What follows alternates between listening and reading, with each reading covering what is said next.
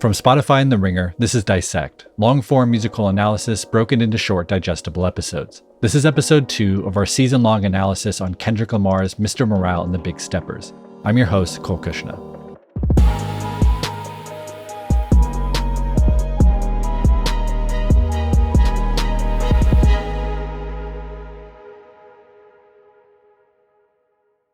Last time on Dissect, we examined Mr. Morale's opening expository track, United in Grief.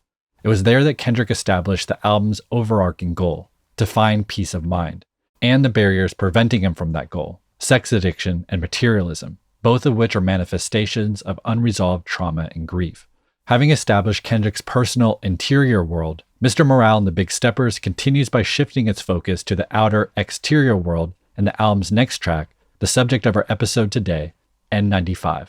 Hello, new world, all the boys and girls. I got some true stories to tell. You're back outside, but they still lied. Whoa, yeah. Take off the foo-foo, take off the cloud chase, take off the Wi-Fi. N95 was produced by Boy Wonder, Baby Keem, Jaheen Sweet, and Soundwave. The song begins with Kendrick singing a cappella, Hello, new world, all the boys and girls. I got some true stories to tell.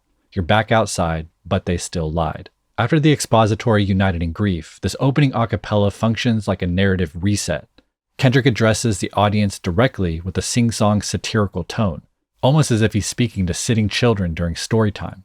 This is reinforced by N95's video. During this introduction, we see an adolescent boy sitting on the beach looking up to Kendrick, who floats above the ocean's tide posing like Jesus on the cross, as if Kendrick was his savior. The true stories Kendrick is going to tell in the album will expose Kendrick as a flawed human, a dismantling of his public image or role as rap savior. The opening lyric, Hello, New World, paired with You're Back Outside, appears to be referring to the post-pandemic world, after we collectively step back outside after being locked down in quarantine for over a year. However, Kendrick warns that this new world is still filled with lies. In other words, even though we've taken off our N95 masks and entered the world again, we are still wearing a different kind of mask. This sets up the song as a critique of contemporary society, where alongside dismantling himself, Kendrick will also dismantle the various facades that pervade our current culture. The specific phrasing, but they still lied, feels like a classic use of the vague they, which usually alludes to the powers that be, the shadowy figures controlling things behind the scenes. However, while Kendrick will certainly take shots at the government, corporations, mass media, and the music industry, they will equally encompass himself, you, and me. Take off the foo-foo, take off the cloud chase, take off the Wi-Fi, take off the money phone, take off the car loan, take off the flex and the white loss, take off the weird-ass jewelry, I'ma take 10 steps, then I'm taking off top 5. Take off the fabricated streams and the microwave memes, it's a real world outside. Behind the rhythmic ticks of an electronic hi-hat, Kendrick begins N95 with an anaphora, a literary device that utilizes a repeated word or phrase at the beginning of successive lines or clauses. Kendrick's repetitive phrase is, of course, take off, which he'll repeat 27 times in this opening verse. While the repetition provides musical effect, creating rhythm and cadence, Kendrick's use of anaphora also helps convey just how much there is to take off. In other words, there's a lot of shit we put on or identify ourselves with. And when you remove all those layers, when you take all that shit off, what are you left with? Who are you beneath all those masks? Appropriately then, most of Kendrick's commands are to take off things that are just for show, put on for the approval of others. He begins, take off the foo-foo, take off the clout chase, take off the Wi-Fi. Foo-foo is slang for fake, and clout chasing refers to doing things inauthentically for the sole purpose of praise and attention. A lot of clout chasing and inauthentic posturing now occurs online, hence, take off the Wi-Fi. Similar themes in the next line. Take off the money phone, take off the car loan, take off the flex, and the white lies. Posting a picture holding a money phone doesn't mean you're rich, and a car loan implies that your luxury car is actually owned by the bank, not you. But by placing yourself in proximity to valuable possessions, you're attempting to prove yourself valuable to yourself by proving yourself valuable to the world. The first alteration Kendrick makes to the take-off repetition is the line, I'm taking 10 steps, then I'm taking off top 5. This is Kendrick's first real boast on Mr. Morale. Taking 10 steps seems to refer to a duel, where two armed opponents stand back to back, take 10 or 20 steps away from each other, then turn around and attempt to shoot each other. Top 5 then refers to Kendrick taking out the top 5 rappers in this duel. His critique of other rappers continues with, take off them fabricated streams. Using bots to fake streams is the music industry equivalent of clout chasing, an attempt to appear bigger than you are. Then, just before the beat kicks in, Kendrick once again takes aim at online culture, saying, take off them microwave memes, it's a real world outside. The microwave adjective applies the low-effort, reused nature of social media posts, which Kendrick contrasts with having real experiences in the physical world. This triggers N95's explosive moment. First, the synth plays out a big E-flat minor chord before a quick 3-chord flourish.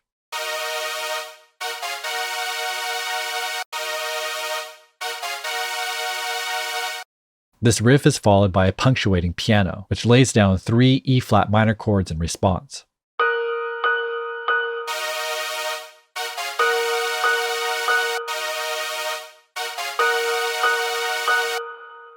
But probably my favorite instrumental part in the song is N95's bass, which is mostly just a low E-flat to support the synth and piano. But every third beat, we get a quick ascending 4-note flourish.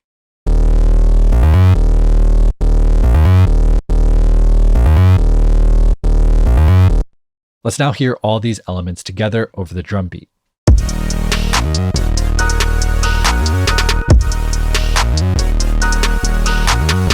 Now there's one last thing I want to point out about this beat drop, and that's what Kendrick chooses to do with his voice and flow.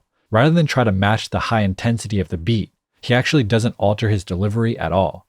He simply maintains the more relaxed, understated flow he began with, allowing the beat to explode behind him. It creates an aura of someone remaining cool while surrounded by chaos, counterintuitively creating a perception of authority, which is the perfect feeling to accompany his list of demands and boasts. This is a real world outside. Take off your idols. Take off the runway. Take off the Cairo. Take off the Sandro pay. 5-day stay. Take a $250,000 hella.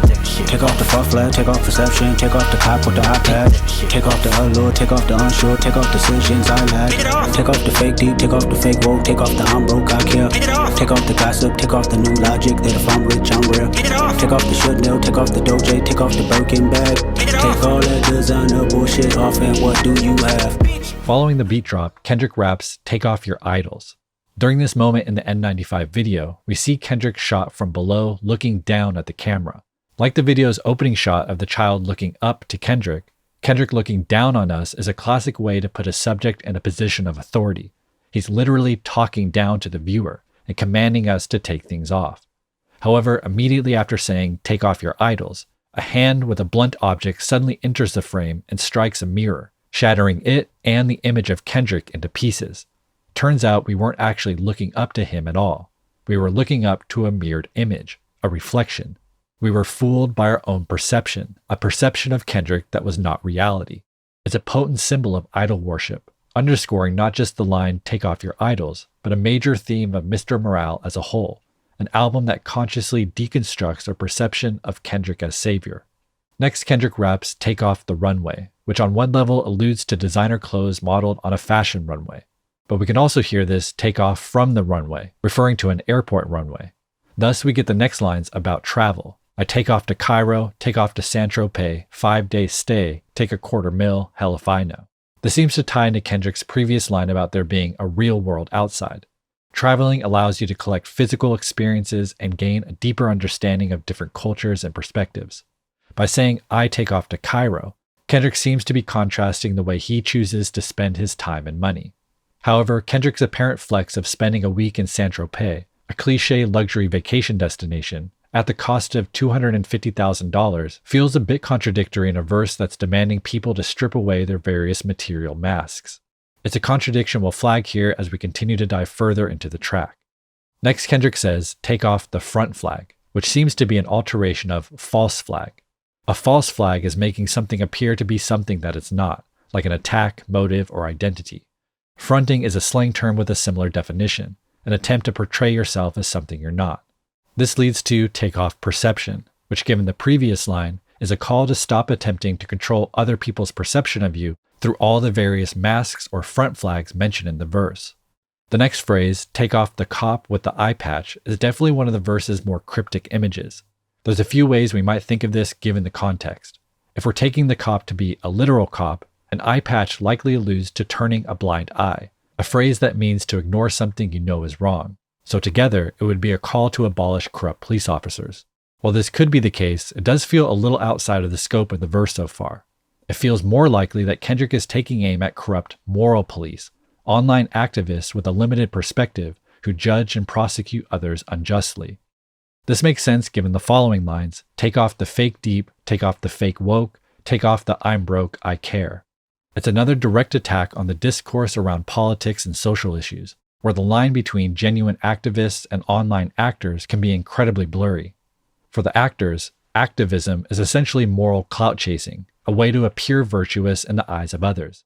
Kendrick smartly places fake deep and fake woke alongside material items like jewelry, cars, and clothes. Because at their core, they're all the same, all motivated by perception. They're all performative front flags. Kendrick ends the verse returning to material possessions, as he calls to take off the Chanel, Dolce & Gabbana, and Birkin bags, all designer brands whose products are symbols of wealth and, by extension, social status. Finally, having reached the end of his anaphora, his 27 calls to take off the many layers or front flags we use to portray an image of who we are, he asks the verse's central question: take all that designer bullshit off, and what do you have?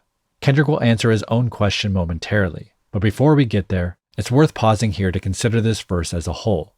As we discussed at the top, Kendrick's use of anaphora repetition helps convey just how many layers there are to take off, which begs the question, what exactly are you trying to hide? Why do so many of us feel the need to use material goods to prove our worth to the world? Why are we, as the title N95 implies, wearing so many masks? One person who has addressed these questions at length is spiritual teacher and author Eckhart Tolle, whose voice and teachings will appear throughout Mr. Morale's second half. However, Tolle's work influences the entire album, not just the second half. So we're going to take a few minutes now to outline one of Tolle's fundamental concepts, the ego. Now, Kendrick's interest in Eckhart Tolle's work first became apparent when he and Dave Free launched their creative service company PG Lang in March of 2020, just weeks before the pandemic broke in America. The launch was accompanied by a 4.5-minute video called Welcome to PG Lang, which features both Tolle's voice and a shot of Tolle and Kendrick sitting together in conversation. She loved all my guys.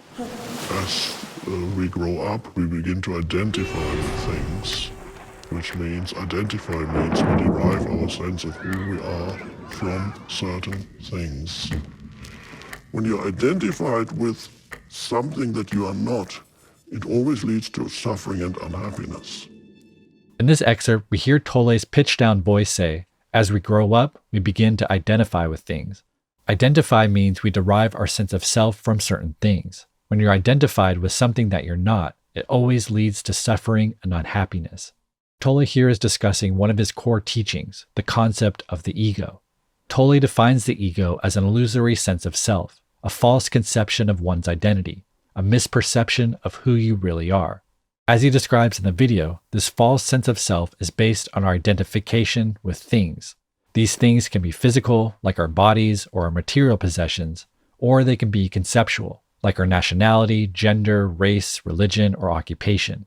We identify with the voice in our head, our thoughts and opinions. We identify with the memory of our past, the things that happened to us, where we grew up, and how we were raised.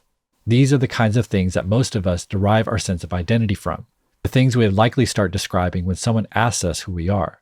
It's what you believe is the story of you. This is what Tolle calls the ego, or the egoic perception of self. It's the complete identification with things, forms, and thoughts. While what things we choose to identify with most varies from person to person. For some, it's their material possessions. For others, it's their bodies. For others, it's their intelligence or race or religion, and so on. However, according to Tolle, as long as your sense of self is derived through identification of any kind, you're in the grip of the ego. Ego is always identification with something, and identification means it gives you your sense of self. This is why for people it is so precious, and they hang on to it, and they defend it with their life. That's all they know, that's me. As we heard Tolle assert in the PG Lang video, the ego and its identification with things is the cause of most of our problems and suffering. Now, we're going to talk a lot more about these ego-caused problems and suffering this season, but one relevant example for today's episode has to do with the ego's unending thirst for more and more. In his book, A New Earth, Tolle writes about the ego's logic, saying, quote, The ego tends to equate having with being. I have, therefore I am. And the more I have, the more I am. The ego lives through comparison. How you are seen by others turns into how you see yourself. How you are seen by others becomes the mirror that tells you what you are like and who you are. The ego's sense of self-worth is in most cases bound up with the worth you have in the eyes of others, unquote.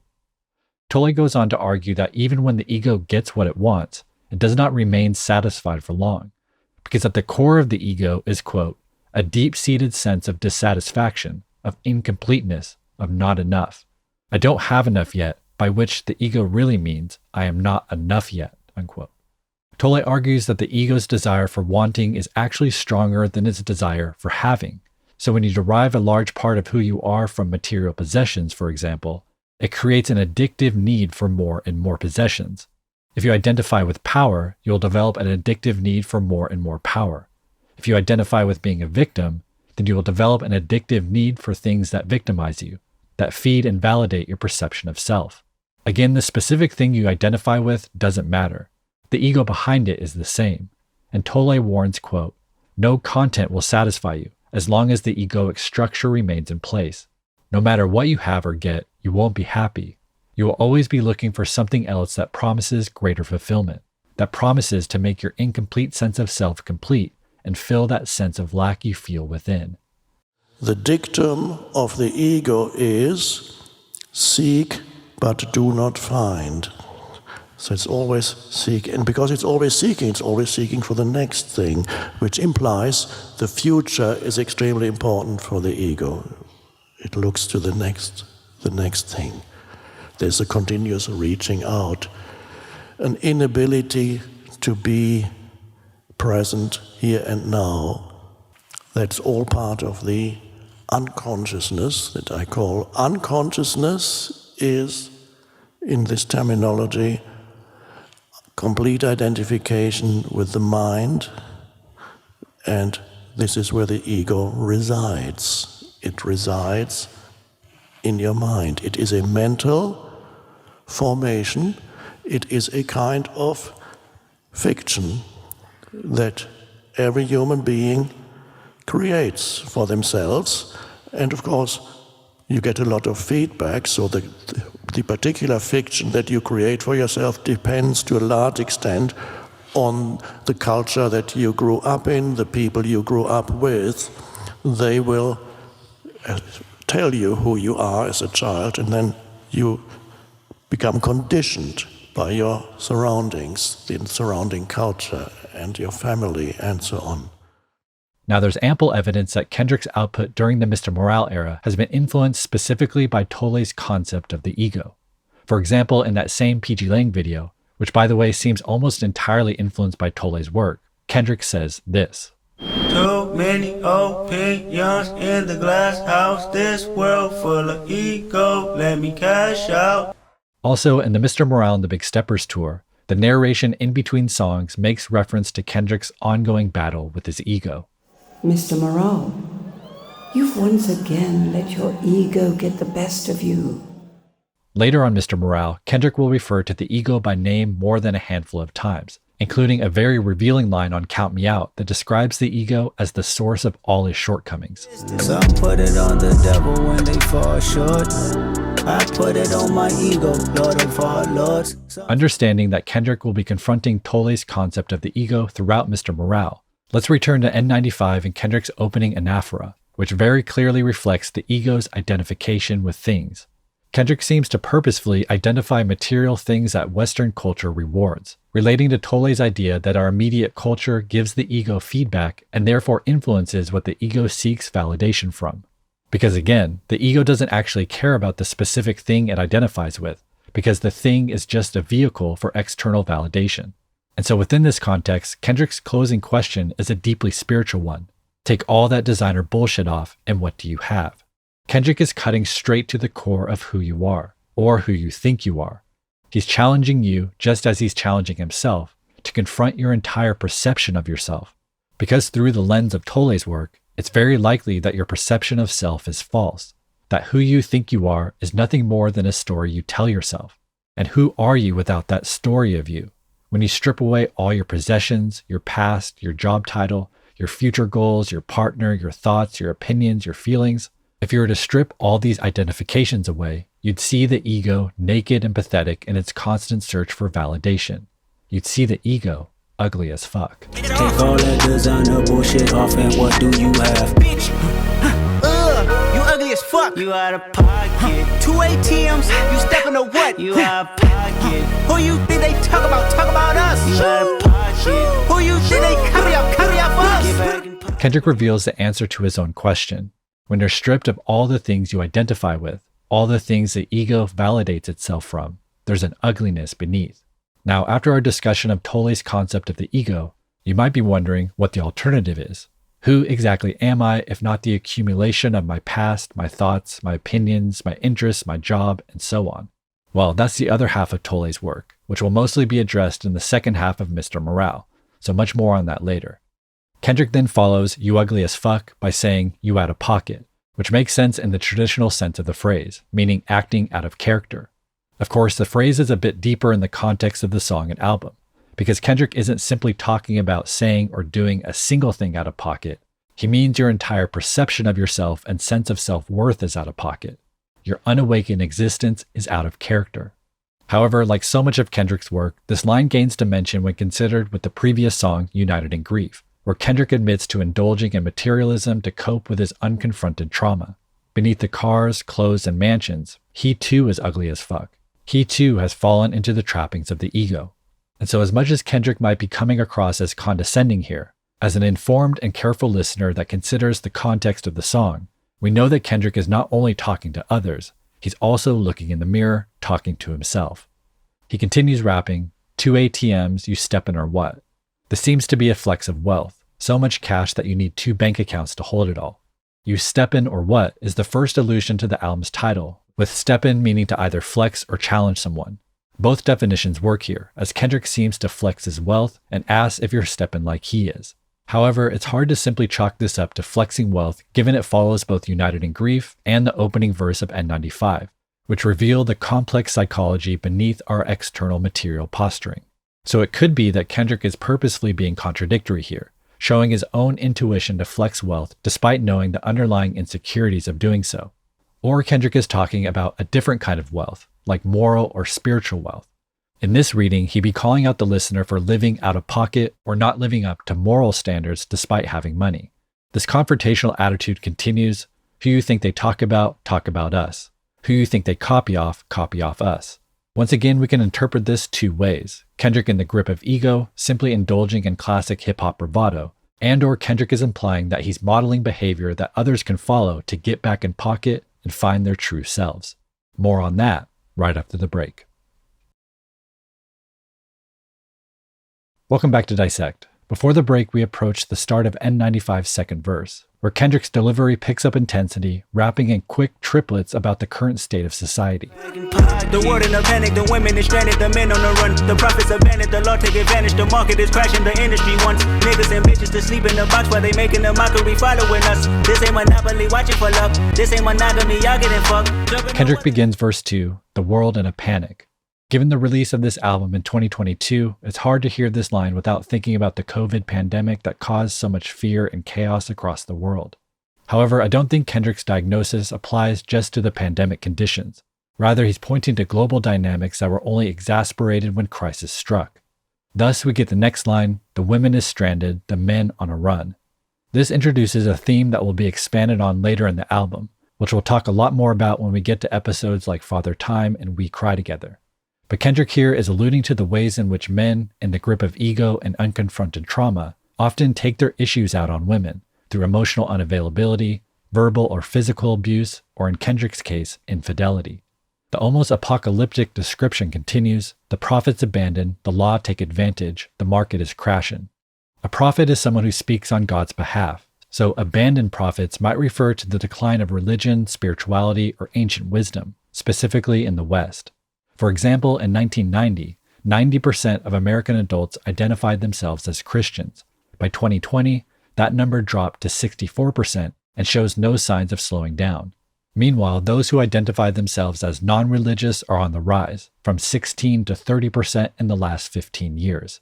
While it's not completely illustrative, these kinds of stats do show a dramatic decline in religious devotion.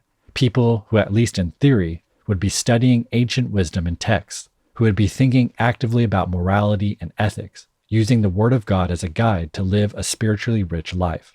When considered with N95's opening critique of material identification and obsession with consumerism, Kendrick could be pointing to the way in which capitalism can be viewed as the new religion of the West. In his book, How Capitalism Became the Religion of Modernity, author Eugene McCarraher writes about something he dubs the migration of the holy, where the mysteries and sacraments of religion have been replaced by things like market forces, economic development, consumption, profit, and price. To quote McCarraher directly, under capitalism, money occupies the ontological throne from which God has been evicted, unquote. Like religion, capitalism is a system that offers purpose, meaning, and a worldview, a system of enchanted superstitions and unfounded beliefs, its own economic profits, its own iconography of advertising and branding, and its own political theology. However, as Kendrick points out next, the religion of capitalism is corrupt. As he raps, "The law take advantage, the market is crashing, the industry wants N-words and bitches to sleep in a box while they make it a mockery following us." The box here is a symbol that seems to be based on the idiom thinking outside the box, which means to think differently or creatively, to offer a new perspective, something beyond the current status quo. Being asleep inside of a box would then mean to be confined to the status quo and limited thinking. This symbol of the box took on a significant role in the Big Steppers tour, which featured a tour poster that included the heading, "Come help get Mr. Morale out of the box." And at one point during the show, Kendrick enters a large physical box, where first he's forced to take a COVID test, a cheeky way to acknowledge the box as representing the universal confinement during the pandemic. However, the box symbol works in a number of other ways, as it represents Kendrick's feeling trapped in his role as perceived savior, and being entrapped by his sexual addiction, where the box doubles as a slang term for vagina. However, within N95, the box is being related to the industry, who's incentivized to keep people in boxes. Perhaps most immediate to Kendrick is the music industry, which desires to keep their artists asleep in a box or controlled, uncontroversial, and conform to popular thought and trends. This in turn makes them easier to market and ultimately more profitable. We can also view the analogy as tying back to Kendrick's diagnosis of the world at large, where the global powers that be want the individuals in their society easily controlled, playing the game of capitalism, content with their small gains in material possessions, ignoring the ways in which the game is rigged in the favor of the elite. This idea leads to Kendrick's next line, "This ain't Monopoly, watching for love. This ain't monogamy, y'all getting fucked." Monopoly is of course an economic-based board game in which the rules allow each player a legitimate chance to win. Kendrick makes the case that our current system isn't this fair, that rather than a monogamous, loving and faithful relationship between power and the people are getting fucked over, cheated on, and manipulated. As the verse continues, the instrumental switches to a more spacious, atmospheric section of the beat, which Kendrick matches energy-wise as he turns his focus from the outside world to his inner world. Jumping on what the hell is that? I gotta relax when I feel. All my descendants, they come in my sleep and say I am too real. I'm done with the sensitive, taking it personal, done with the black and the white, the wrong and the right. You hoping for change and miracles, I know the feelings that came with burials, cries. Kendrick begins this half of the verse, jumping on what the hell is that? I gotta relax when I feel. Following the harsh, pessimistic indictment of the verse's first half, it seems as if Kendrick is jumping on or checking on his own overwhelming emotions. These emotions have such a grip on him that he's even being checked on by his deceased relatives. As he continues, all of my descendants, they come in my sleep and say I'm too real. While it's hard to know the specifics behind this personal line, there is evidence that Kendrick takes his dreams seriously. He's previously talked about Tupac visiting him in a dream, telling him to keep his music alive, a dream that seemed to have profound impact on Kendrick's artistic trajectory. A real situation where I was asleep one night, man, and his blur like a silhouette, and he basically said, "Keep doing what you're doing. Don't let my music die." And I'm really big on shit like that, spiritual shit like that. Somebody comes in your dream, man, and relays a message. You gotta listen. You gotta listen to it, because I got past family relatives that's been passed and been coming to my dreams forever. I mean, and talking to me. Later on Mr. Morale, Kendrick will specifically cite his grandmother visiting him in his dreams for years, and he's already mentioned his deceased grandmother Estelle by name on United in Grief. Over the course of the album, Kendrick will continue to build on this theme of family lineage as he unpacks the ways in which human beings inherit and pass down generational trauma. Kendrick then continues with what feels like a mission statement. I'm done with the sensitive, taking it personal, done with the black and the white, the wrong and the right. Kendrick here asserts a common critique of online discourse, which is that the formats of social media promote and incentivize binary thinking. Opinions or actions of others are placed in one or two boxes, good or bad, right or wrong, and the limitations of the medium don't offer much room for nuance or real discussion. Regardless, Kendrick makes it clear that he's holding nothing back this time. He's going to tell us exactly how he feels, even if that means he'll hurt people's feelings, or perhaps more accurately in Kendrick's view, that people will act as if their feelings are hurt. This subtle layer of disingenuity will become more apparent later in the song, but it's also beneath the final line of the verse. You hoping for change in clericals, I know the feelings that came with burial cries. Having already revealed his grief over the death of his close friends in Compton, it would appear Kendrick is calling attention to the difference between himself and a certain type of so-called political activists who don't have the lived experience he or his community has. Throughout the album, Kendrick will question the true motives of these types of activists, question whether they actually care about his community or if they care more about appearing virtuous, simply serving another look, waving another front flag. Serving up a look, dancing in a drop. Hello to the big step, but never lose a count. Venting in the safe house, venting in the safe. Can I vent on my truth? I got nothing to... Kendrick returns to the kind of sing-songy melody from the song's start, this time partially interpolating the musical contours of the children's rhyme Itsy Bitsy Spider. He begins serving up a look, which plays on the idea of serving fashionable outfits, someone who's carefully curated their look. Within the context of the song, Kendrick is certainly saying this facetiously, continuing his expose on the ego's facade, the masks we wear, the looks we put on to save face, conform to social standards, and appear to be someone we're not. Next is dancing in a drought, an image of someone joyful during dire circumstances. It's another symbol of facade, in this case someone feigning happiness when they are anything but. However, the metaphor of a drought or lack of water carries a deep history within Kendrick's discography. It's an idea central in Good Kid, Mad City, addressed specifically in the song Sing About Me, I'm Dying of Thirst. Tired of running, tired of tumbling. Backwards my mama say, see a pastor, give me a promise. What if today was the rapture and you completely tarnished? The truth will set you free, so to me be completely honest. You dying of thirst, you dying of thirst. So hop in that water and pray that it works. In the storyline of Good Kid, Mad City, Kendrick dying of thirst signifies the moment he realized that his current path, his unmediated pursuit of sex, money, and violence, is leading him and others to death. Rather than barreling down the pit of destruction, Kendrick decided instead to, quote, hop in that water and pray that it works, a clear reference to the Christian ceremony of water baptism. Also on the chorus of the song Lust off of Damn, Kendrick admits that he's in need of some water as a result of pursuing his intuition for sex, money, and murder. I need some water. Something came over me. Way too hot to simmer down. Might as well overheat. In our season on Damn, we discussed Kendrick's use of water, or the lack thereof, was clearly influenced by the Bible, which uses water as a metaphor for God's Spirit. Just as humans need water to survive, humans need to be filled with God's Spirit in order to truly live. Without God's Spirit, humans will never be satisfied, nor could they live in a just society. And this larger idea about society seems to be what Kendrick is getting at in his lyric Dancing in a Drought and in N95 as a whole. There's nothing of substance beneath all those material possessions, beneath all those masks we wear. We are dancing in a drought, donning designer clothes to serve a look, but beneath it all, we're ugly as fuck, dying of thirst. Kendrick then gives a name to this drought dancer serving a look, singing, hello to the big stepper, never losing count.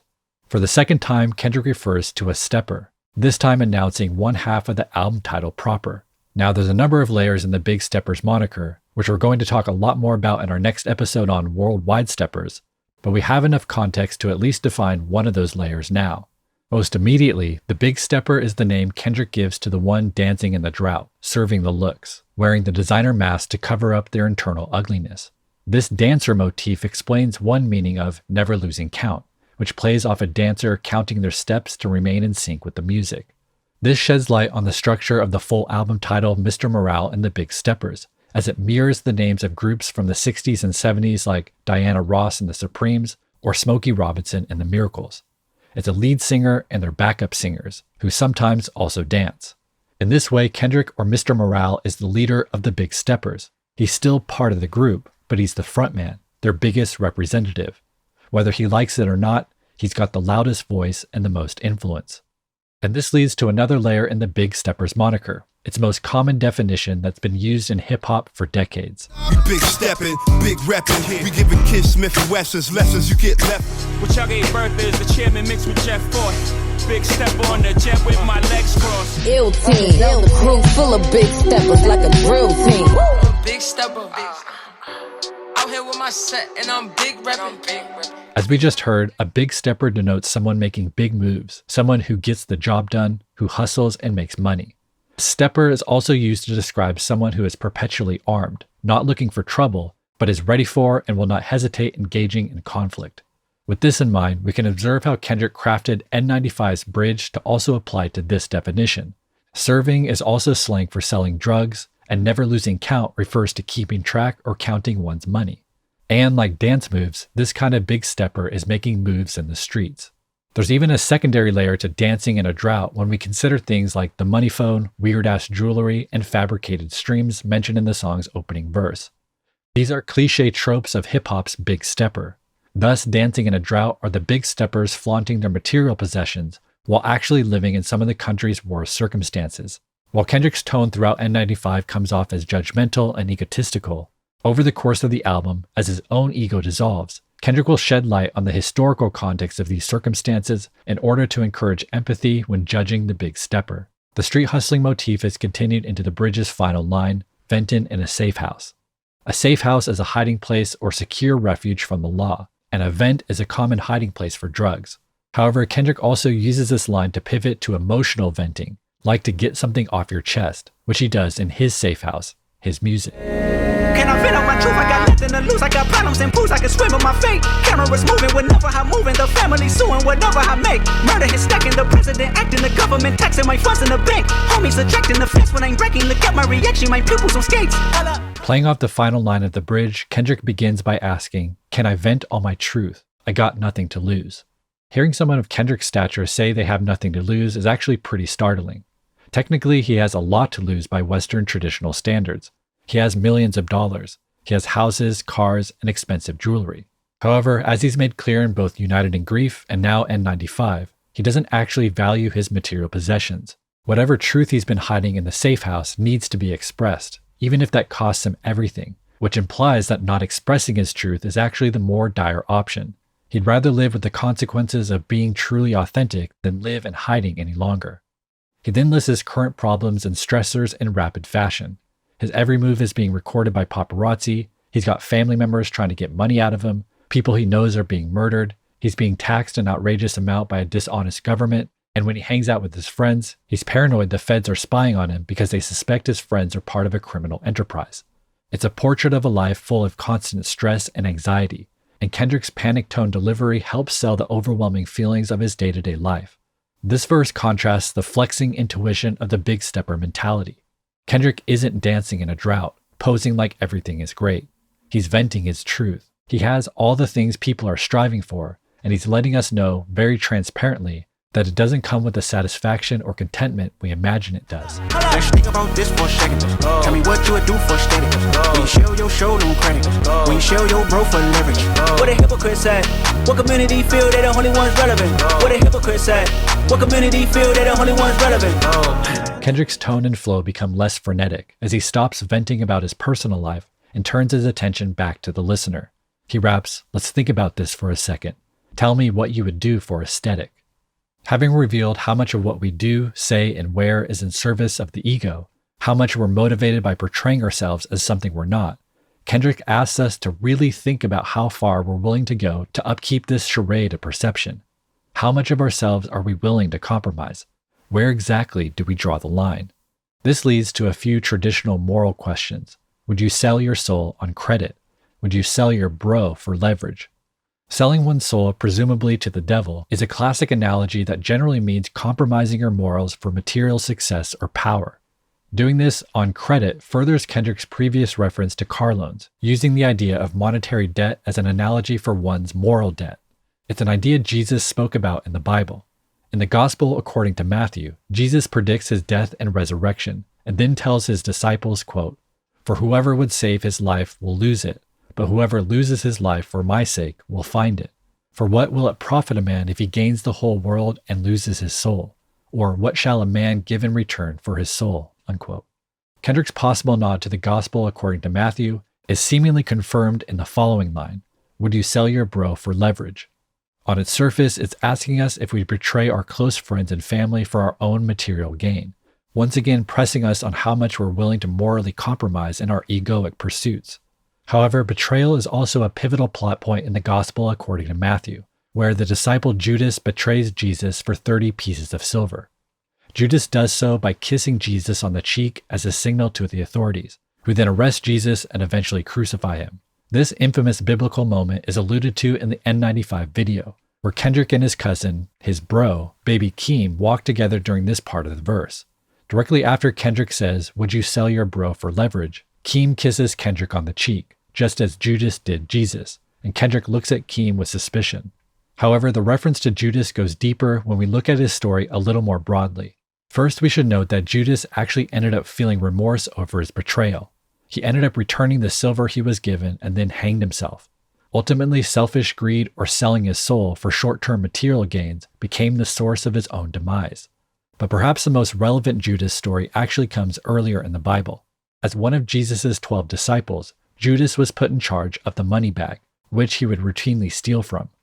In the Gospel according to John, Mary anoints Jesus by rubbing expensive perfume on his feet, and Judas objects, saying, quote, "Why wasn't this perfume sold and the money given to the poor?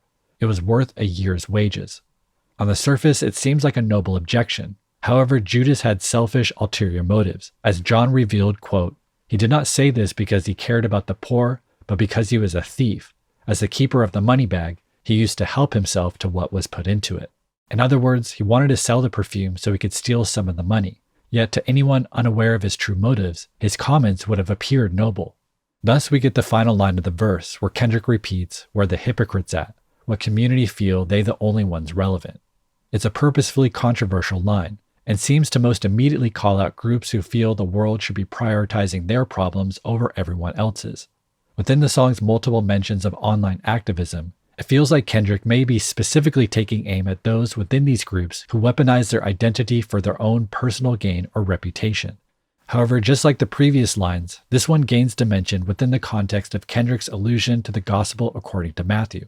During the Sermon on the Mount, which is described in Matthew 5 through 7, Jesus speaks specifically on hypocrisy, saying, quote, "Take heed that you do not do your charitable deeds before men, to be seen by them.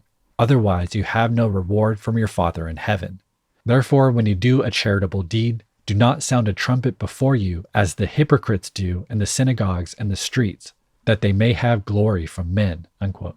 Jesus goes on to apply the same lesson to both praying and fasting, warning against doing these things publicly to be seen by others in order to receive praise and improve your own reputation. Notably, Jesus names these disingenuous actors hypocrites, a word that stems from the Greek hypokrites, which means actor or stage play. And if we want to get really technical, the Greek hypokrites is a compound noun that combines hippo, meaning beneath, and krites, meaning judge or interpret. So together the literal translation is an interpreter from beneath. This might sound odd until you know that actors in ancient Greek theater wore large masks to mark which character they were playing, so they interpreted the story from beneath their masks. Over time, the Greek hypocrites took on an extended meaning to refer to any person who is wearing a figurative mask and pretending to be someone or something they were not. So, as it applies to the Sermon on the Mount, Jesus is calling out those hypocrites or actors who deceitfully wear the mask of giving, praying, or fasting in order to receive public praise. Likewise, in N95, the song literally named after a modern mask, Kendrick is calling out the hypocrites or actors who deceitfully wear the mask of performative activism in order to receive praise from others. Eckhart Tolle himself actually used this same biblical story to illustrate the duality of service and charity. It can be a wonderful spiritual practice if it arises from the right place inside you. And it can also be a strengthening of your ego if it arises from a different place inside you.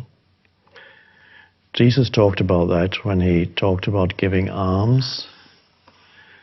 Some people, he said, like to be seen when they give alms to the poor. They want to be seen. And he says, those people are not going to get a reward in heaven. What that means we'll look at in a second. Because they have their reward already. And of course, what their reward already is that it's a feeding of the ego. Tolle goes on to discuss the two ways the ego is fed when doing charitable acts. One is being seen by others, and therefore the ego is fed by its perceived external validation from others. However, the deeper, more complex way is the way in which we see ourselves internally, how identifying with being a good person is also a way the ego feeds itself. You see yourself as the doer of good, and you see yourself as sacrificing something that you give to another. So it improves your ego, really, how you see yourself. Because what is ego but an inner self-reflection? Ego is like an inner mirror, where you are not yourself, you have an image of yourself, and you live through this mental image of yourself. And the image of yourself is usually not satisfying, so every ego tries to improve the image of oneself, and it can do it in many, many different ways. And then you have the image of me, the doer of the good deed, and that really strengthens the image. You out of pocket, yeah, you out of pocket. You entertain the mediocre, need to stop it. You entertaining old friends, well, they toxic. What your life like, bullshit and gossip. What the fuck is council culture, dawg? Say what I want about you niggas, I'm like Oprah, dawg. I treat you crackers like I'm Jigga, watch I own it all. Oh, you worry about a critic, that ain't protocol. In the song's outro, Kendrick returns to the sing-song delivery, beginning with the line, "You out of pocket, you out of pocket." Previously an ad-lib during the hook, Kendrick here reinforces the theme of acting out of character, with a heavy emphasis on acting, wearing the hypocrite's mask. This acting motif is subtly extended in his repetitive use of the word entertaining in the following lines, as Kendrick calls out those who entertain mediocrity and toxic friends, which results in their life being filled with nothing but bullshit and gossip, i.e. nothing real or meaningful. It's all just an egoic performance. It's a drought. Each of these lines is punctuated by the ad-lib, "this shit hard," a phrase that describes something tough and cool, like the beat of N95 itself. But Kendrick is also using "this shit hard" to comment on the difficulty of what he's asking us to do. Being real with yourself, confronting your true motives, taking the mask off, all this shit is actually incredibly hard. It's much easier in the short term to uphold the charade, to play the game of the ego. Kendrick then turns defiant one final time, rapping, "What the fuck is cancel culture?" This direct shot formalizes Kendrick's attack on online activists throughout N95. The phenomena of cancel culture is obviously a broad and complex topic, but it generally refers to the removal of support for an individual, group, or company over an opinion or action that was deemed offensive. Proponents of cancel culture argue that it's a tool for marginalized people or groups to seek accountability when the justice system fails them, while opponents argue that it creates a culture of fear, can be used irresponsibly, and doesn't actually amount to real lasting change. On N95, Kendrick makes similar critiques, as he seems disgusted with those using cancel culture to portray themselves as morally superior, like the hypocrites praying in public. It also seems Kendrick feels it's a threat to the freedom of expression, as he continues by asserting his willingness to express how he feels, no matter the potential consequences of cancel culture. He does this in one of the more layered analogies of the entire album. He starts by rapping, "Say what I want about you N-words, I'm like Oprah, dog." Comparing himself to Oprah in this context very likely refers to her history with hip-hop music. Earlier in her career, Oprah routinely criticized the genre because of misogynist lyrics and the use of the N-word. Over the years, she had friction with rappers Ice Cube, 50 Cent, and Ludacris, all of whom have been critical of Oprah's lack of support for hip-hop. Kendrick's reference to Oprah goes deeper when considered with the next line, "I treat you crackers like I'm Jigga. Watch, I own it all." Jay-Z, or Jigga, was one of the first rappers Oprah invited on her show back in 2009, where they debated Jay's use of the N-word in his music. You know, I've been known for not being a big fan of rap music because of misogynist lyrics and because of the use of the N-word. You obviously feel differently. And A little bit. A little bit. A little bit. And tell everybody why. What we had discussed is more of words. People give words power. Yeah. You know, and for our generation, what we did was we took the word and we took the power out of that word. Mm-hmm. You know, we turned a word that was very ugly and hurtful into a term of endearment. So, I mean, even when someone says, there's still intention behind what you say. Mm-hmm. But pretty much took the power out of the word. Because if we just start removing words from the dictionary, just make up another word the next day. So we don't address the problem. The problem is racism, right? That's really the problem. So we disagree. Yeah. Yeah. Kendrick pairing Jay and Oprah in his line about the N-word obviously nods to this famous conversation. However, Kendrick also pairs Jay-Z with the word cracker, a derogatory term for white people. This could be referencing a line from Jay's verse on the song What It Feels Like with Nipsey Hussle. IRS on my dick, try to audit all my checks too late. You know they hate when you become more than they expect. You let them crackers storm your capital, put their feet up on your desk, and yet you talking tough to me. I lost all my little respect, I'm selling. In yet another reference to hypocrisy, Jay points out the double standard of the federal government allowing a mostly white crowd or crackers to storm the Capitol building on January 6th, while the IRS storms Jay's capital or wealth with audits because he's black and successful. This specific line made headlines when the song was released, so it seems very likely Kendrick is nodding to this well-known reference when he pairs Jay-Z with crackers. Understanding the full context of his Oprah and Jay references, we can now unpack the wordplay. At its core, Kendrick is comparing himself to two of the most wealthy, successful, and influential black moguls in modern history. Both Jay and Oprah have fuck you money and power, so they can care less about what a critic says about them, just like Kendrick. Oprah criticized black rappers, Jay criticized white MAGA conservatives with no thought about the consequences. And by saying both N-word and cracker, Kendrick is also making clear that he's not discriminating against or catering to either side. He doesn't care who he offends, black or white, right or left, or anything in between. Kendrick's line, "I'm like Jigga, watch, I own it all," contains two clever triple entendres. The surface level meaning is that we're going to watch or witness Kendrick own everything he says on the album. However, Jay-Z is famous for his watch collection, and both Jay and Oprah are adamant about black ownership. They own their various business enterprises. Specifically, Oprah owns the Oprah Winfrey Television Network, otherwise known as OWN. And of course, how do you consume a TV show like Oprah's? You watch it.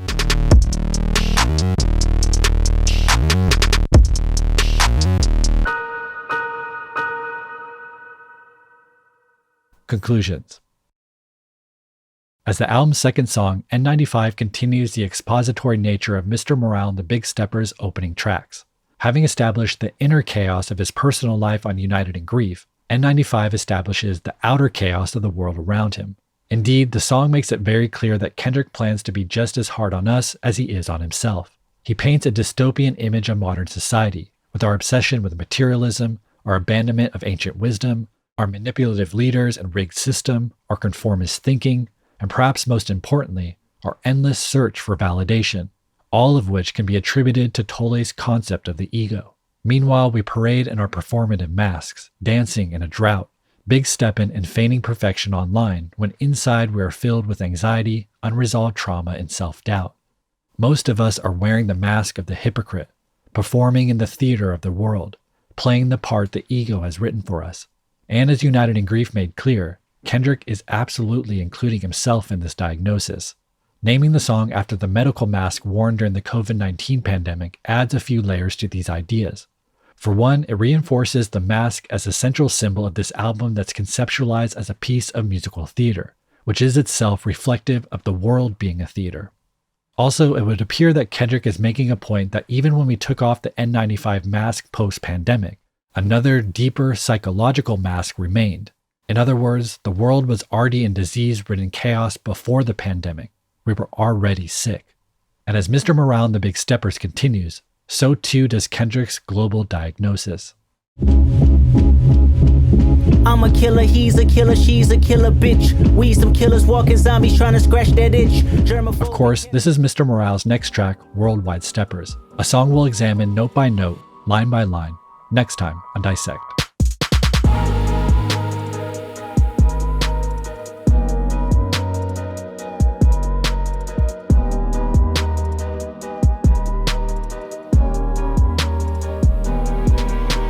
If you enjoyed today's episode, please tell a friend about the new season or share on social media. It really helps.